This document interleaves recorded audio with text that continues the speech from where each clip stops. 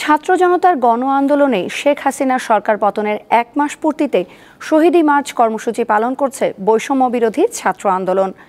কোটা সংস্কারের দাবিতে শিক্ষার্থীদের আন্দোলনের ৩৬ দিনের মাথায় গত ৫ আগস্ট পদত্যাগ করে দেশ ছেড়ে পালিয়ে যান সাবেক প্রধানমন্ত্রী। এ উপলক্ষে গণ আন্দোলনে হতাহতদের স্মরণ করছে বৈষম্য বিরোধী ছাত্র আন্দোলন। ঢাকা বিশ্ববিদ্যালয়ের রাজু ভাস্কর্যের সামনে থেকে এই কর্মসূচি শুরু হয়েছে।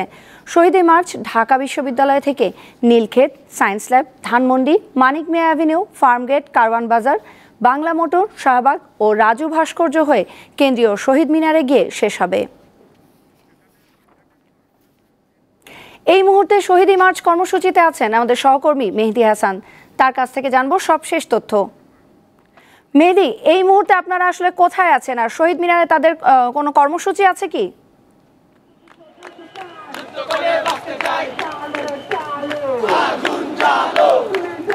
তসিয়া, এই মুহূর্তে আমরা অবস্থান করছি ধানমন্ডি রাপা প্লাজার সামনে। এই রাপা প্লাজার সামনে দিয়ে আসলে তারা অতিক্রম করছে এবং এটি শুরু করেছিল রাজু ভাস্কর্যের সামনে থেকে। আপনি যদি এখন একটু এই রাস্তার অবস্থা দেখেন, এখানে কিন্তু প্রচুর মানুষের জমায়েত হয়েছে। আমরা ধানমন্ডির এখন ২৭ নাম্বার এরা পার করে আড়ং হয়ে মানিক মিয়া এভিনিউর সামনে দিয়ে তারা অতিক্রম করে ফার্মগেট যাবে। ফার্মগেট থেকে তারা কারওয়ান বাজার হয়ে শাহবাগ হয়ে তারা শহীদ মিনারে গিয়ে এই কর্মসূচির আসলে শেষ করবে এবং তাদের এই কর্মসূচি শুরু হয় দুপুর ৩টায়। দুপুর ৩টায় শুরু হয়ে তারা এই রাজু ভাস্কর্য থেকে নীলক্ষেত হয়ে আসলে এই পদযাত্রা শুরু করে এবং এই পদযাত্রা তারা নীলক্ষেত হয়ে, কলাবাগান হয়ে, পান্থপথ সিগন্যাল পার করে ধানমন্ডি রাপা প্লাজা পার হয়ে তারা এখন মানিক মিয়া এভিনিউয়ের পথে সম্মুখে এগোচ্ছে এবং এই মিছিলের বা এই পদযাত্রার চিত্র দেখে অবশ্যই বুঝতে পারছে যে এখানে কত সংখ্যক মানুষ উপস্থিত হয়েছে। এখানে শুধু শিক্ষার্থী নয়, এখানে কিন্তু সাধারণ মানুষ, বিভিন্ন পেশার মানুষ, বিভিন্ন বয়সের মানুষ তারা কিন্তু এখানে উপস্থিত হয়েছে এবং সবাই বেশিরভাগই আসলে বাংলাদেশের পতাকা এবং বাংলাদেশের পতাকা কপালে বেঁধে আসলে এই পদযাত্রায় অংশ নিয়েছে।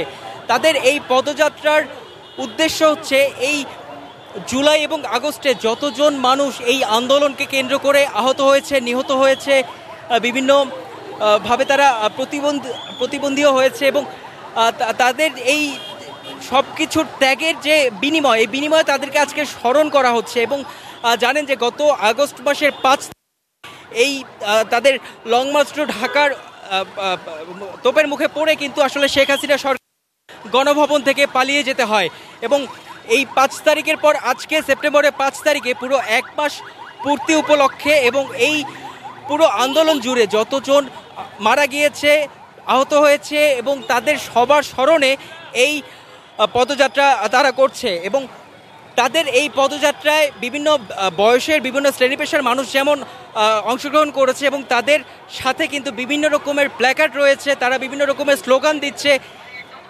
তাদের যে চিত্রগুলো এই আন্দোলনের সময় আসলে মানুষের মন কেড়েছে, যাদের এই অবস্থা দেখে মানুষ রাস্তায় নেমে এসেছিল, তাদের সেই ছবিগুলো আসলে তারা বিভিন্ন প্ল্যাকার্ডের মাধ্যমে ফুটিয়ে তুলেছে এবং এমনও স্লোগান দিচ্ছে যে মুগ্ধ আবু সাইদ, এই যুদ্ধ এখনো শেষ হয় নাই। এই ধরনের আরও বিভিন্ন রকম তারা স্লোগান দিচ্ছে এবং এই শিক্ষার্থীরা যারা এই পদযাত্রায় অংশ নিয়েছে তাদের উজ্জীবিত করার জন্য তারা বিভিন্ন রকমের স্লোগান দিচ্ছে।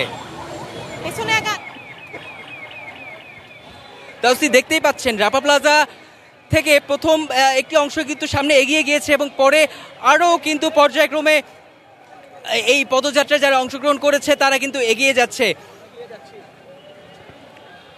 এবং এই শিক্ষার্থীদের এখনো কিন্তু তারা এই যে খুনি, মানে যে আহত হয়েছে, নিহত হয়েছে এবং এই আন্দোলনকে কেন্দ্র করে যারা আসলে মদত দিয়েছে, যে এই আন্দোলনে যাদের উপর হামলা করা হয়েছে, যারা মারা গিয়েছে, তাদের বিচারের দাবিতে কিন্তু তারা এখনো সোচ্চার। তারা কিন্তু এই বিচারের দাবিটিও এই পদযাত্রায় তুলে ধরছে এবং এখানে শিক্ষার্থীদের এই পর্যন্ত, এই সেপ্টেম্বরের ৫ তারিখ পর্যন্ত তারা যা যা আসলে পরিশ্রম করেছে, তাদের এই পরিশ্রমের একটি অংশ হিসেবে সেই ৫ তারিখের গণ অভ্যুত্থানে যখন সাধারণ জনগণ রাস্তায় নেমে এসেছিল এবং আজকে ঠিক ১ মাস পরবর্তী সময়ে কিন্তু সেই জনগণের জোয়ার নিয়ে আসলে শিক্ষার্থীরা এই পদযাত্রা করছে এবং এতে বোঝা যাচ্ছে যে এই 1 মাস পেরোনোর পরও সাধারণ মানুষের যে এই বৈষম্য বিরোধী ছাত্র আন্দোলনের প্রতি যে সমর্থন ছিল সেই সমর্থন কিন্তু এখনো রয়েছে এবং এখনো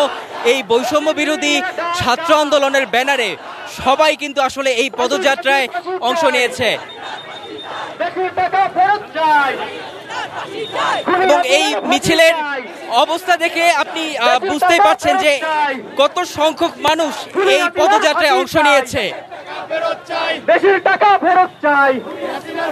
শুনতেই পাচ্ছেন যে এই দুর্নীতির মাধ্যমে যে অর্থ আসলে লুটপাট হয়েছে, বিদেশে পাচার হয়েছে, তাদের এই পাচারকৃত। মেহেদী, আপনি থাকুন সেখানে, আমরা পরবর্তীতে আবারও আপনার কাছে যাব।